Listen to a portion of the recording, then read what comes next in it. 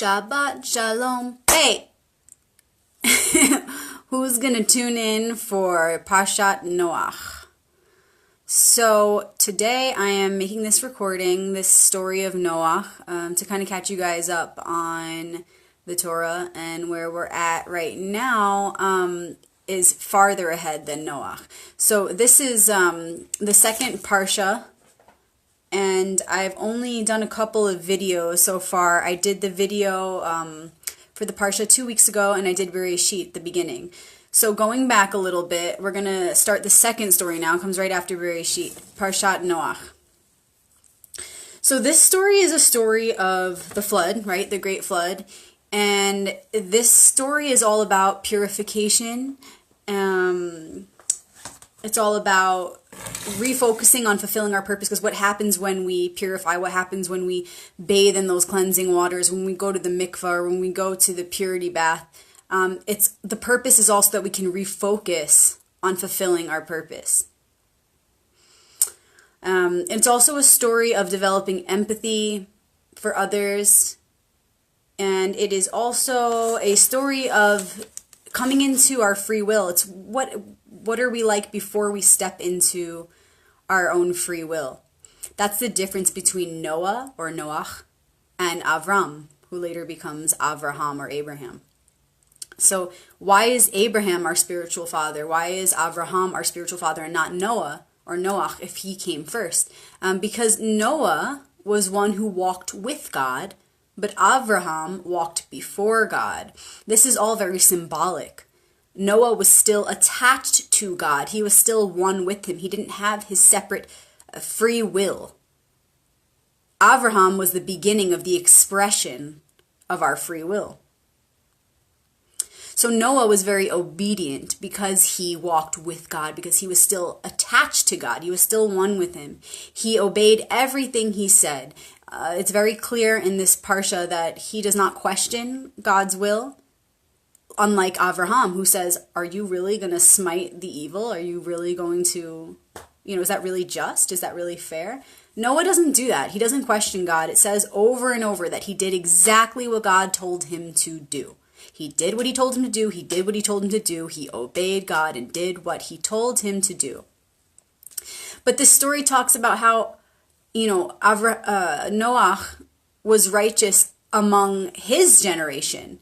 It's not much of a compliment. It's like a backhanded compliment. It's saying, yes, he was a righteous man compared to the others of his time. And so he was chosen to do this task. But in this story, a big lesson is that obedience is not enough. There's actually no commandment for obedience. If you look at the Ten Commandments, there's no word for obey. And the word is actually Shema, which means to listen, but it also means to actually hear, to actually understand, to internalize, and then to respond. Obedience is not enough. In Judaism and in many practicing religions and all kinds of spiritual peoples believe that God does not command blind obedience, because if he sought no more than blindless submission to divine will, then he would have created robots. But we're not robots. And the story is very specifically written in symbology. It's written to tell us, something behind the words. We're meant to read between the lines, as always, with the Torah. Everything is very purposeful in the way that it's written. And so this story, from this one to Avraham story, from Noach to Avraham, is really showing us the difference between, being one with God and just obeying everything he says, and then questioning God's will so that we can further understand. Because if we don't question, we don't understand. That's how we come to understanding. It's like me as a mother, I can relate to this because I don't want to raise a robot. I don't think to myself, I just want him to listen to everything that I say. I want him to obey me. No. But Shema, yes, I do want him to hear me. And I do want him to understand me. I want him to internalize what I'm saying. And I want him to respond from that place of understanding, not from a place of blind obedience. This is a big problem or a big issue in our present day society with schools and with, the work field, and everywhere you look, there's this problem with our governments, politically speaking even, it's like, are we here to just obey? Because that's what it looks like. It looks like a lot of our schools have become these jails. And the system kind of puts us in this jail, and we're trying to create a new system, one that's built upon nature, which says right there in the Torah, in Bereshit, in the very beginning, and with Noach, that it's important that we don't just blindly submit. It's important that we do exhibit free will and that we do question. And God wants us to question. That's the point. Our God is a loving God. God wants us to question because God wants us to understand. God, like any good parent, would not want to just raise a robot. That's not why we're here.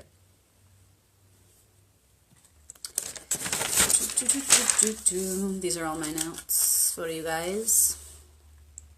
So God seeks from us responsibility, not just obedience. Another big theme of Parshat Noach, the story of Noah, is if you save yourself while doing nothing to save the world, you do not even save yourself, because we are all one. And so he built this ark, and he saved himself and his family, but he didn't save the rest of the world. He couldn't. And nor did he really want to. The story really shows that he focused on building this ark for himself and for his family. He thought he could escape this world of sin. But in the end, he couldn't live with the guilt of his survival. He couldn't live with that guilt. What happens at the end of the story of Noah, he plants a vineyard, he becomes a drunk, and he falls on his face and dies. He couldn't live with the guilt. Because you can take the man out of the evil, but you can't take the evil out of the man. There's a little bit of the one within the other. We're all in this together. And so it's not supposed to be just this sad story of this man who built this crazy ark over 120 years, gets in it and goes on this crazy divine journey to save the world and cares for all the animals, and then he just becomes a drunk and dies. There's obviously something very specific being told behind those words. And one of those things is the lesson that we're all in this together. Again, if you save yourself while doing nothing to save the world, then you don't even save yourself, because there's only one self. So, summarizing that first part there, faith is more than obedience. Faith is also the courage to create. God doesn't just want us to blindly obey, but wants us to have the courage to go forth and continue to create. Another really important theme of the story is to keep good company. You ever hear that saying that you become the three people that you spend the most time with, or something like this? It's like you are the company that you keep. So we can look to see who, like if we're trying to get to know someone, we can see who their friends are and who they associate themselves with, and it says a lot about that person in one way or another. But where there is corruption, the good frequently gets swept up with the bad. So who are you associating yourself with? This is why Noah wanted to leave. This is why he was commanded to leave, so that he wouldn't be involved with this community of sin, so that he could leave for hopes of starting a better world. He didn't want to be associated with this kind of a society. And I think a lot of us in present-day society can relate, because a lot of us have these grand ideas of starting communes, starting tribes and communities outside of this society, off-grid. This is huge. This is Noah. This is the story of Noach repeating itself. Maybe it's that story being multiplied now, because ultimately that's what it is. The Torah, we finish it and we start again immediately. We read it over because it's a complete system. It's actually a very complete science. We don't need to write another book, because the whole story is right there. And when it finishes, we start again, because the same story will repeat in reflection, but spiral outward in evolution. And so perhaps now we're kind of all at that beginning again. I believe so. Anyway, it's my theory that we just started over and we're in this Bereshit, in the beginning, a whole new world and paradigm. And it's almost like all of us are experiencing that, archetypal quality or qualities that Noach had, where we want to escape. We want to kind of build our own ark, and we want to take off, and we want to build these off-grid communities, because we don't want to be associated with the normal standards of society. That really resonated with me. Then the next really cool thing I learned about this parsha is that two really important lessons are taught here of regarding interpersonal relationships, and one of them is that we shouldn't speak badly of others, and the other is that we shouldn't see the bad in others. We should try not to see the bad in others. So speaking and seeing badly of others. The first story, speaking badly of others. So when God is telling Noah what animals to bring on the ark, he doesn't say, don't bring the impure animals. He says, do not bring the animals which are not pure. But Torah uses the minimum amount of words to say the maximum amount of things. It's a very efficient science. Each Hebrew letter, it represents a number. It's all geometry. So why the extra 8 Hebrew letters? Why the extra letters and words to say such a thing? Again, I'll repeat it. It's one versus the other. The first is the impure animals. He doesn't say the impure animals. He says the animals which are not pure. So what is that there? It's something to really look at. That's like a little hint, like ding, ding, ding. We want to look at that. Why did the Torah use extra letters there? It's always going to point to something deeper. And the point is that we should always strive to use clean language to speak in a refined way. Calling a non-kosher animal impure is not complimentary. It's like more rude. It reflects more ego. So God doesn't want us to speak in that way, in that egoic way, because God wants us to be in his reflection. So he specifically adds in extra words to say it's actually okay, and it's actually for the highest good at that time or at that point to add extra words for the sake of being complimentary and for the sake of being kind, because kindness is essential in life. And so it's always, when we're making a decision, it's always about what is for the highest good of the one. And so in some cases, it is good to be very direct and very cutthroat and very blunt. But in other cases, it's actually better for the one when we add in extra words, we kind of break the rules, so to say, for the highest good of the one. We break that rule temporarily because it doesn't apply now. It's void. It's actually better to use more words and to be kind in this case. So I thought that was really cool because, the main point of that is like we have to be careful not only what goes into our mouths. Ironically, that statement was about kosher animals. It was really about what goes into our mouths. What are we eating ultimately? But it's not only about what goes in. It's about what comes out. It's just as important.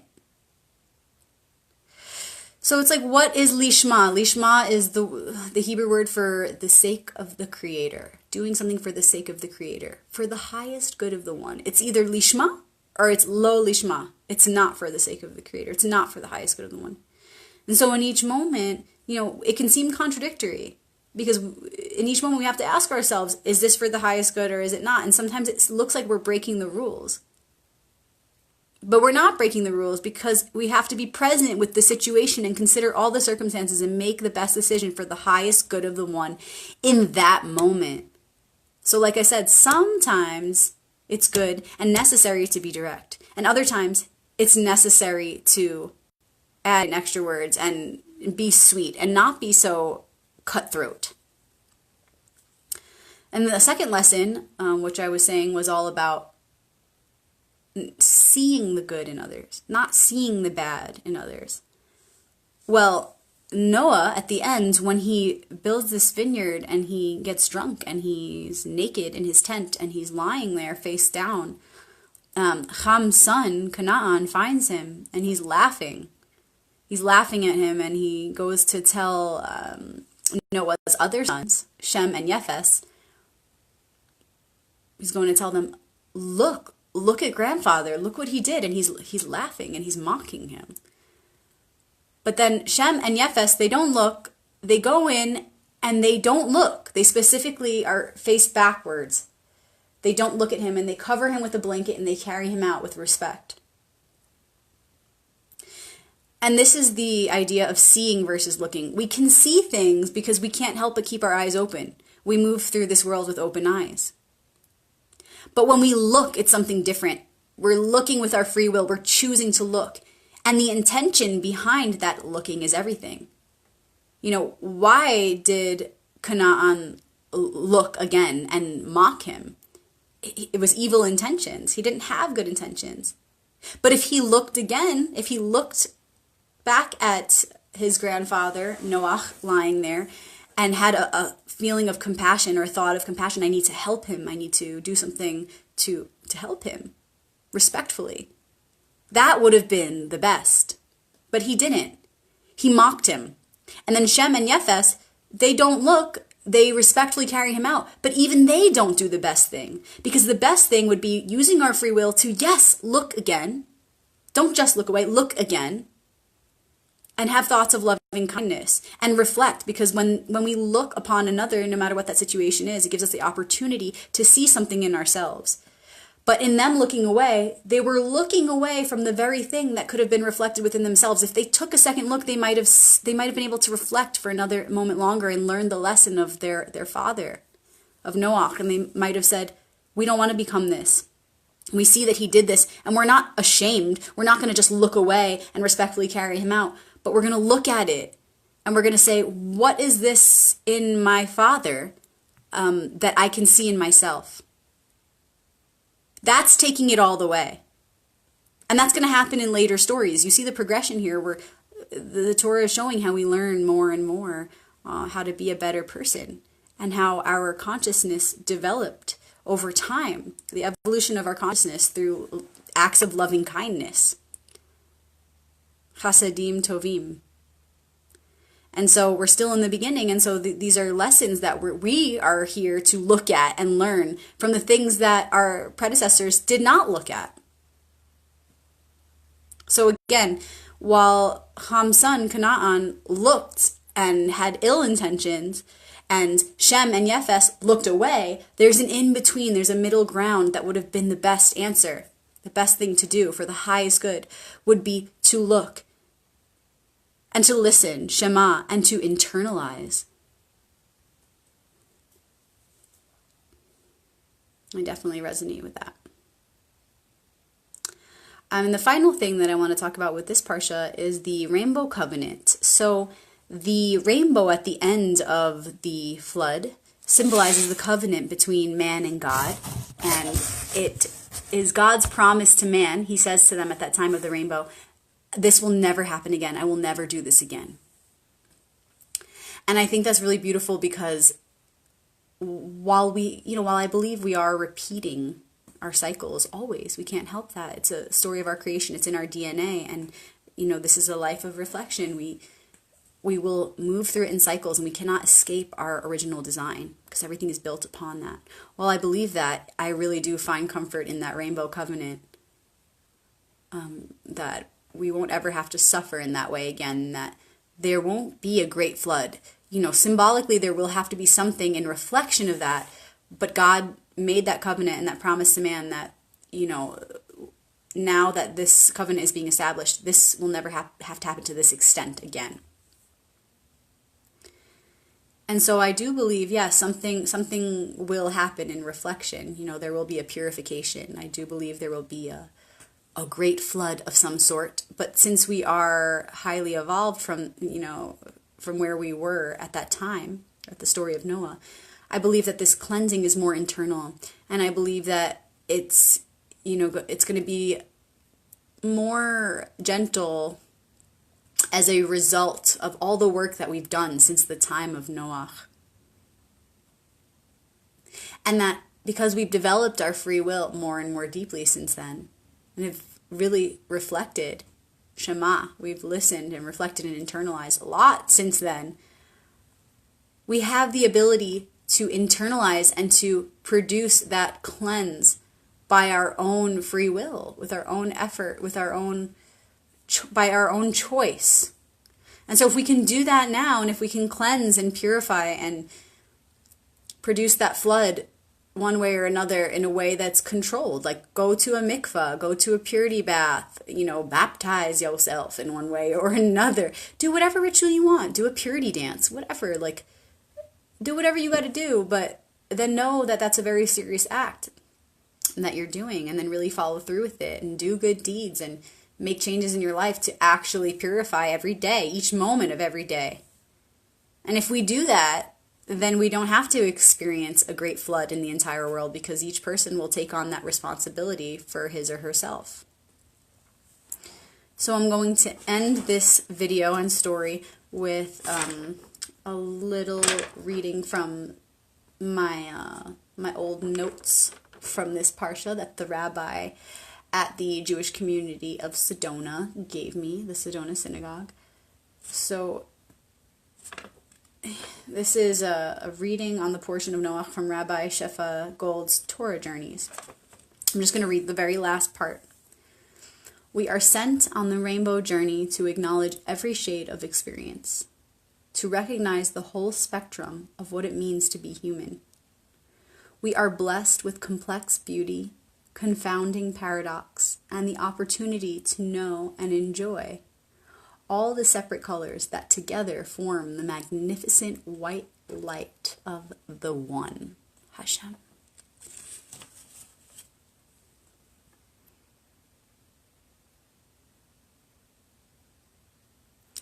Thanks for tuning in to Parshat Noach. The next one, Vayira, will be shared maybe today, maybe tomorrow. But I'm really excited because I almost have you guys caught up now. I've got the 3 videos, but we're only about 5 parshas in, I believe. So hopefully by next week we'll all be able to read the Torah together, and by next Shabbat we'll all be able to kind of be aligned in a more harmonious way, so that we can move forward and kind of share our insights together. Because this has been a little tricky to kind of catch everybody up, but we're almost there. So thank you guys for tuning in, and I appreciate you, and I'm so excited for Shabbat. I hope you are too. And for those of you who don't know what Shabbat is, it is the celebration of the day of rest in reflection of the day of rest that God took after creating the world. And what it really is all about is tikkun olam, the correction of the world, the correction of the worlds, the unification of the worlds, the masculine and the feminine, above and below, heaven and earth. That's what Shabbat is. It's all about the holy union. It's about uniting your spirit with your body. And so one really beautiful tradition that we have is lighting the Shabbat candles. And I encourage you to do some research and look into it and see, if and how it might resonate with you. You can do it however you want. You can get a couple of candles and know that one will represent the masculine and one will represent the feminine. And the masculine also represents your body and you as a human, and the feminine represents your spirit.